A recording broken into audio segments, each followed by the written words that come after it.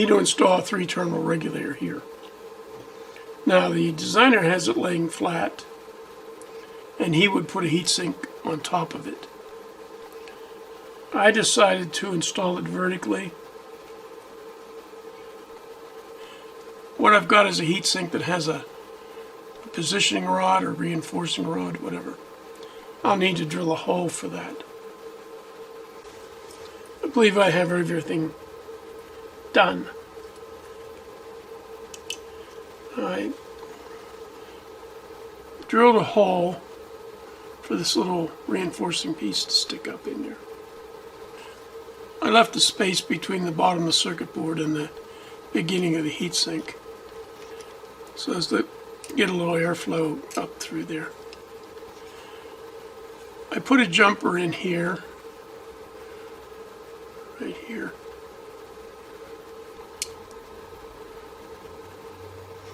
That connects 5 volts to the OCXO. Ironically enough, this little inductor didn't fit the holes, and I ordered it right from the parts. Installed the other capacitor.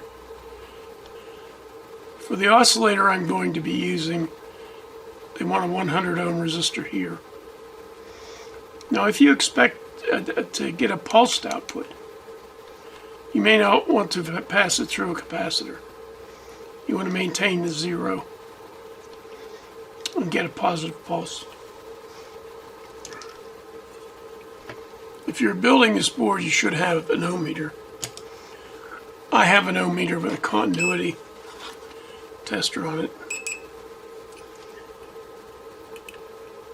Now my oscillator fits in these holes, which are these ones with the dashed outline. And so I wanted to verify that this is ground.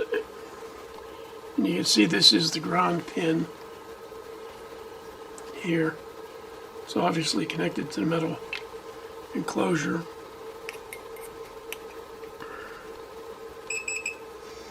Okay. Because there doesn't appear to be any identifying markings on this. There's a dot there, but I don't know what it means. So ground is up here.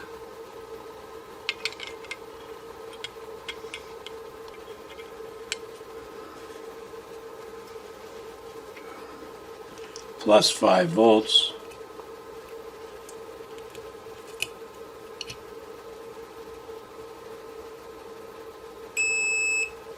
Is here.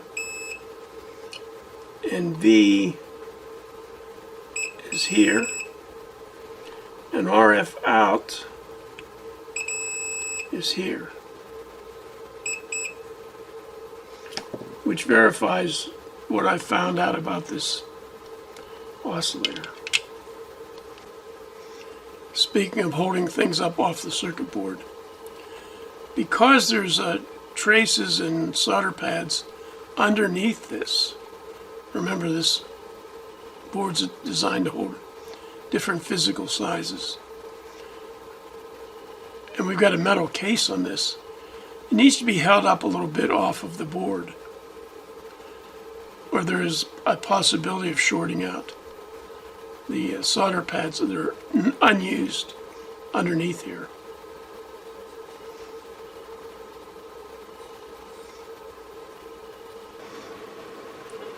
You can see we're drawing 678 milliamps.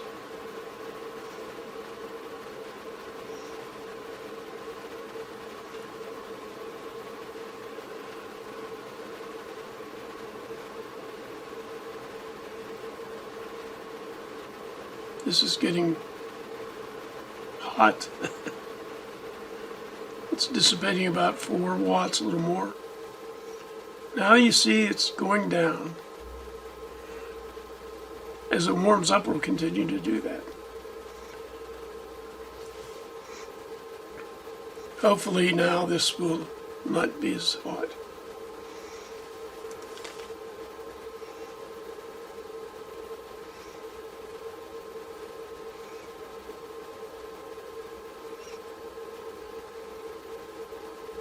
So I think the heat will it'll be hot when we first turn it on. But then as the current draw goes down, right now we're dissipating a little more than 2 watts.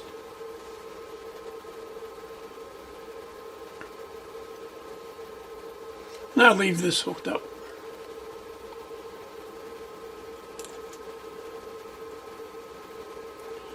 You can see it's gone down to less than 300 milliamps right now. I just touched an oscilloscope probe to the output.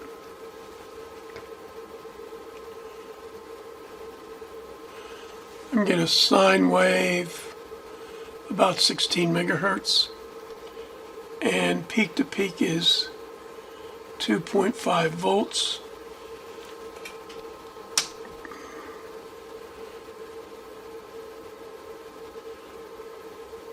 Not too bad a sine wave. I'll show you that shortly. I intend to let this warm up. Current continues to drop. The oscillator is a little bit warm.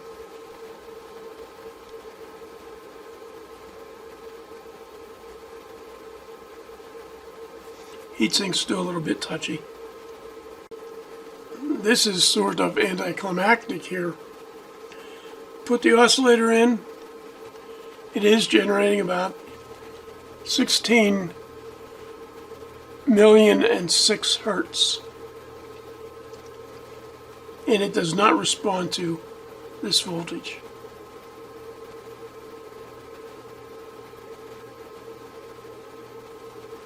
And I did verify that the voltages are all getting to the oscillator. But I can take this from 0 to 5 volts and the frequency does not change. So I am suspecting I have a bad oscillator. I have 16,000,006 hertz. 16000,006. And that's as good as I cannot change it. I'm not quite sure what I'm going to do.